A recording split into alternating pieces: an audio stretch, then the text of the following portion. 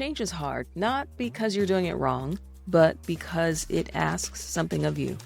Welcome to Change is Hard, a podcast from the Leadership Lab. I'm Audrey Blair, and this is a space for leaders who are learning how to sit with uncertainty, make decisions without rushing, and grow without losing themselves in the process. We'll talk about the moments that stretch you, the conversations you keep avoiding, and the quiet shifts that change everything. No noise, no pressure, just honest conversations about becoming the kind of leader and human you actually want to be. Let's get into it. Do you intentionally or unintentionally divide your work into two categories? There is my real job, and then there is everything else that interrupts my real job. I see this pop up quite a bit. So what are some of these things?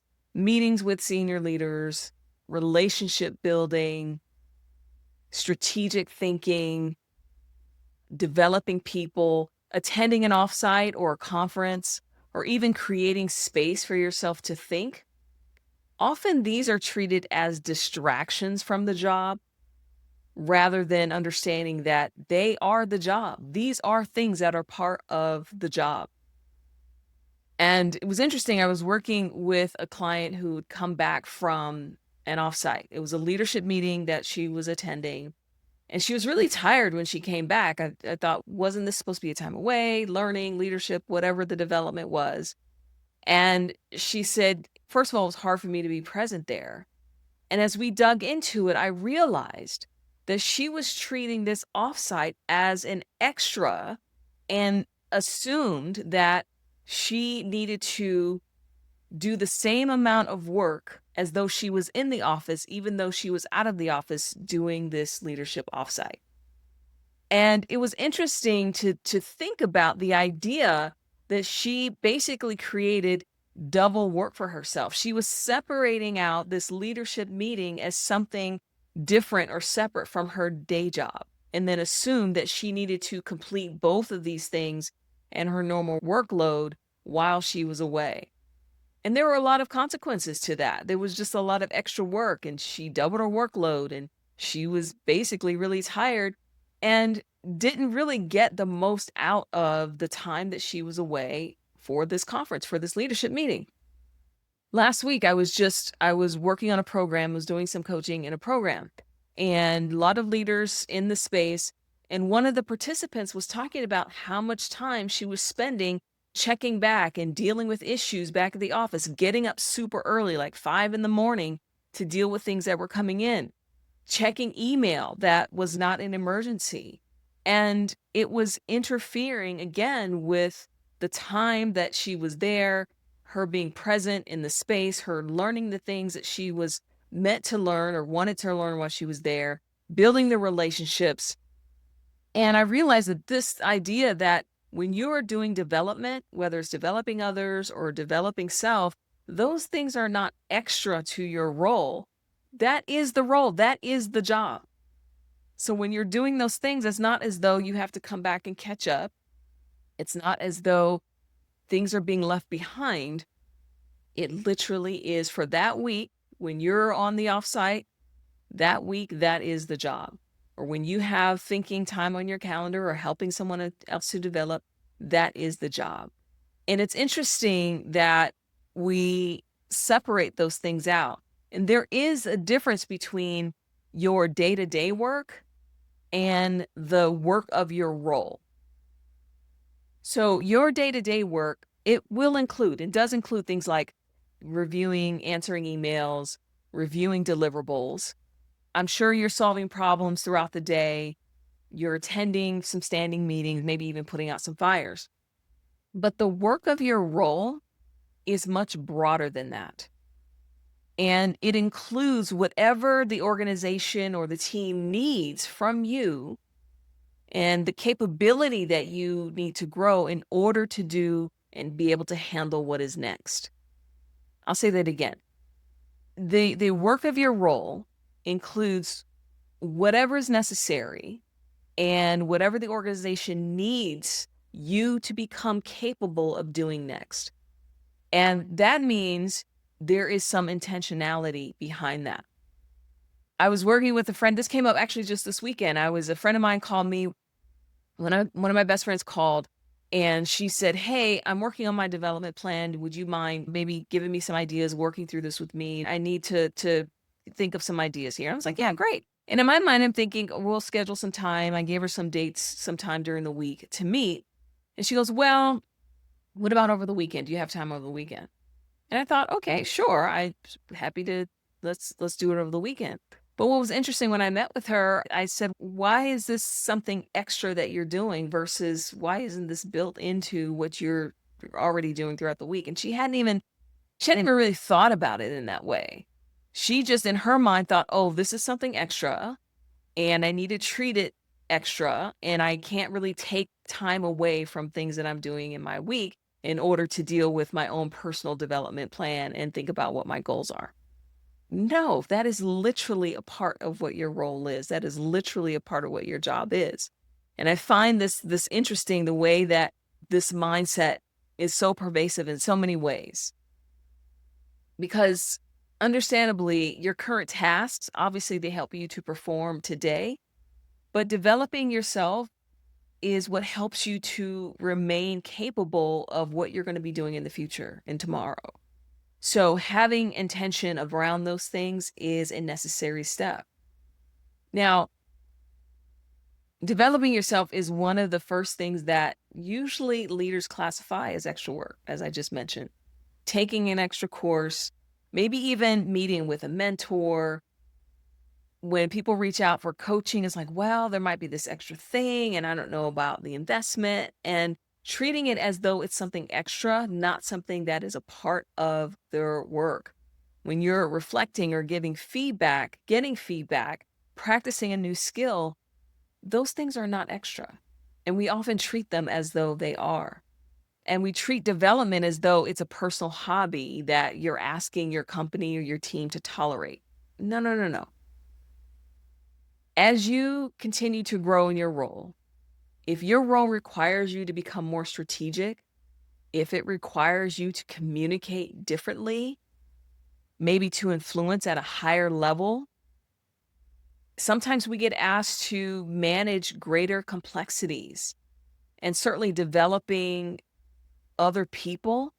Those are not separate.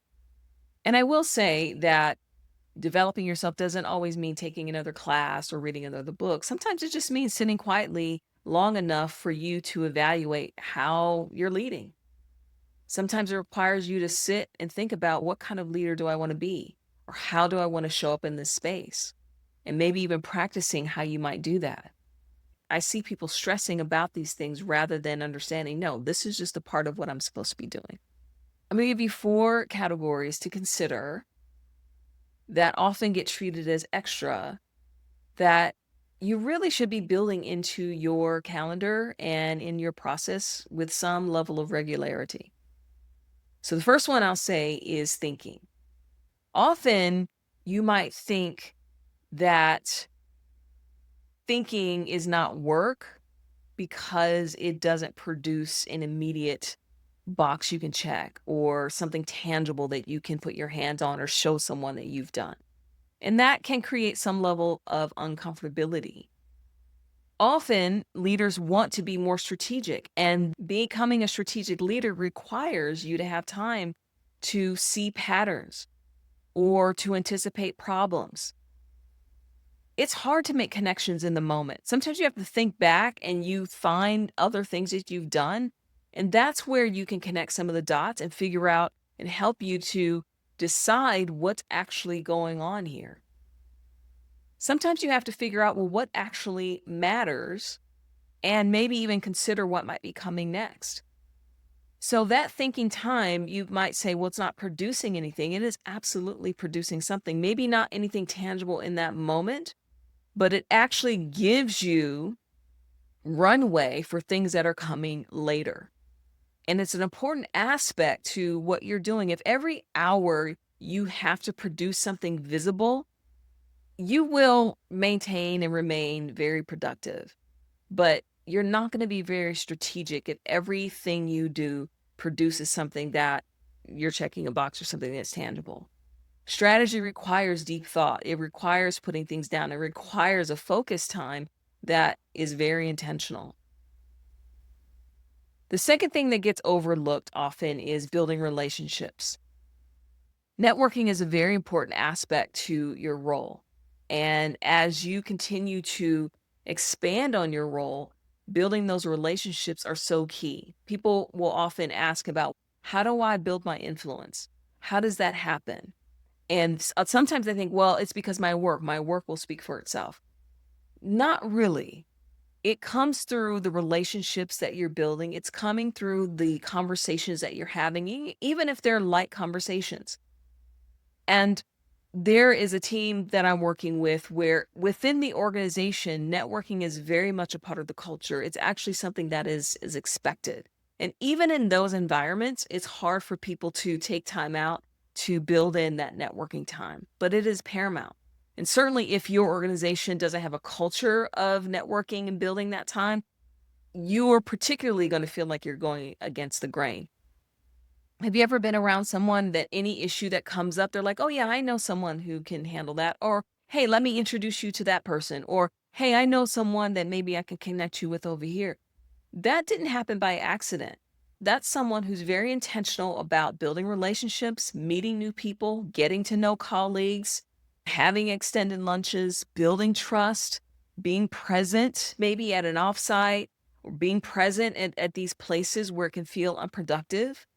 I love this too, and as an introvert myself, I know when there is a lot of people or there's a big crowd in a meeting, that is a great time. Rather than trying to find a corner to hide, this is a great time to find one or two people just to have a deeper conversation with. And you never know what's going to be produced from that conversation later on. I found my assistant from a referral from from an old client. We maintained our relationship. "Hey, how you doing? How are things going?" And she was able to connect me with who is now my assistant, who I love and adore and is doing a great job. And those times and being able to make those connections, sometimes those things are very, very invaluable. And that is not time spent wasted. It's time that you can be thinking about and building on when you have conversations with people that you might think is not accomplishing anything, but actually later on down the line, those are things that can benefit you and help you connect some dots and broaden your network as well. Another thing I want to emphasize is particularly if you are a leader that is over, you have a team of people that you are tasked with developing, you taking time out to develop them, whether it's coaching, giving them useful feedback, giving them extra time to maybe make a mistake, to help them through it, that is not time that is wasted. Now, in the short term, yes, you might be spending a little bit more time on something, but in the long term, you're helping them to build their capability. And in the long term, you are helping them to no longer have to need you to deal with that problem. When you take it over, when you do it yourself, the task, yes, gets completed. But when you develop someone else, the capacity of the organization grows. And this was the issue with the person I was talking to last week. The through line in everything that was coming up for her was, "I'll just handle it. I'll just take care of it." So her team didn't even know how to do simple tasks without her there in the office. And it was very clear that time hadn't been spent on helping to develop the team so that when she's away, that they can't even do simple things. Part of that is the leadership that you are designing, what you're building. And then finally, what I'll talk about here is developing yourself. Now, this does require for you to have your own time to spend on reflecting and evaluating. That is not only meant or designed for your boss. You should be doing that for yourself as well. Where am I? Where am I with the goals that I set out for myself? How are you doing at building new capacity? Are you reaching out for coaching or mentoring? Are you asking for and then, more importantly, processing the feedback that you get from old tasks or from things that you've done in the past? Are you spending the time to process and figure out what was true for me? What can I take and what can I get rid of or throw away? Sometimes you might want to practice a different leadership behavior. You've heard me ask you before, what kind of leader do you want to be? And that may not be where you are today, which requires you to step into and trying something different. That takes time, that takes intention. That is certainly not a waste of your time to build that in. You preparing for responsibilities that are coming ahead. Where you want to be in 6 months or even a year from now, being intentional about that and starting that journey now is going to help you get there much more quickly, actually. And creating the space to understand who the role then is going to require from you, that's also very intentional. I think it's important for you to understand that you can't keep expecting the next version of yourself to show up and just emerge out of nowhere. If you haven't put any energy or any thought or any practice in becoming that version of you. It definitely feels more comfortable doing some of the operational work. It feels a lot more legitimate, often because someone asked for it. There's a deadline around it. It creates something that's visible. There's an output there, and it certainly can be checked off the list. And there can be a reward or praise, or for getting these things completed. Thinking relationships and development, they require that you not necessarily get permission from someone else. They actually require that you give yourself permission to use that time for yourself. Consider if you are waiting for someone to give you permission to use your time differently, or are there things out there that you're doing on the edges that you can pull into your day-to-day? And if you look at your calendar over the next 2 weeks or the next month, as you look at the tasks or the things that are there, classify them in one of maybe 4 or 5 ways. One, is it performing work? Do you have time in your calendar that is thinking about your work?